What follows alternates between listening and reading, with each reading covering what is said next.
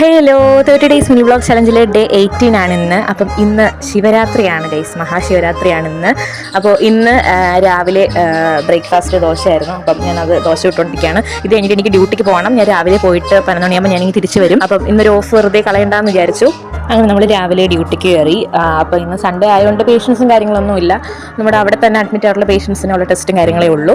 അങ്ങനെ വർക്കും കാര്യങ്ങളൊക്കെ കഴിഞ്ഞ് ഞാൻ തിരിച്ച് 11 മണിയായപ്പോഴത്തേന് ഇറങ്ങി നേരെ വീട്ടിലോട്ട് വന്നപ്പോഴത്തേന് അച്ഛൻ അവിടെ ചിക്കൻ വെക്കാനുള്ള പരിപാടിയിലൊക്കെ ആയിരുന്നു. ഫ്രൈ ചെയ്തുകൊണ്ടിരിക്കുകയായിരുന്നു ചിക്കനൊക്കെ.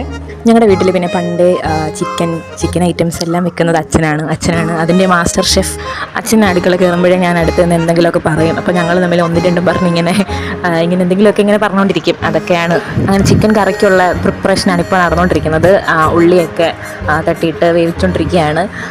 ഞങ്ങളുടെ ഇവിടെ ഒരുപാട് ഉള്ളി ഇടും. അച്ഛനൊക്കെ ഇഷ്ടം പോലെ ഒരു നല്ല വലിയ പാത്രം നിറച്ച് ചുവന്നുള്ളിയും വെളുത്തുള്ളിയൊക്കെ ഇടും. നിങ്ങളൊക്കെ അങ്ങനെ ഇടാറുണ്ടോ എന്ന് പറയണം കേട്ടോ. ഇവിടെ അങ്ങനെയാണ്. പക്ഷേ നല്ല കറി ആയിരിക്കും ലാസ്റ്റ്.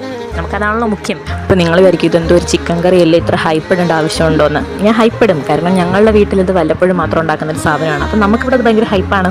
നമ്മുടെ വർഷത്തിലൊരു രണ്ടോ മൂന്നോ പ്രാവശ്യമൊക്കെ നമ്മൾ ചിക്കൻ കറിയൊക്കെ വെക്കാറുള്ളൂ. അപ്പം നമുക്കിത് ഹൈപ്പായിട്ടുള്ള സാധനമാണ്. അതുകൊണ്ടാണ് ഞാനിങ്ങനെ കുറച്ച് മണിക്കൂറുകൾക്ക് ശേഷം കറിയൊക്കെ നല്ല കിടിലമായിട്ട് വന്നിട്ടുണ്ട്. അങ്ങനെ അതിനുശേഷം നമ്മൾ ഉച്ചയ്ക്കുള്ള ഉത്സവത്തിന് നമ്മൾ ഇല വെട്ടിയിട്ടൊക്കെയാണ് കഴിക്കുന്നത്. അപ്പം സദ്യയൊക്കെ നമ്മൾ കഴിച്ചു. അപ്പോൾ ഇന്നത്തെ വീഡിയോ അത്യാവശ്യം ലോങ് ആവുമെന്ന് അറിയാം. അപ്പം അടുത്ത പാർട്ടായിട്ട് ഇടാൻ ബാക്കി.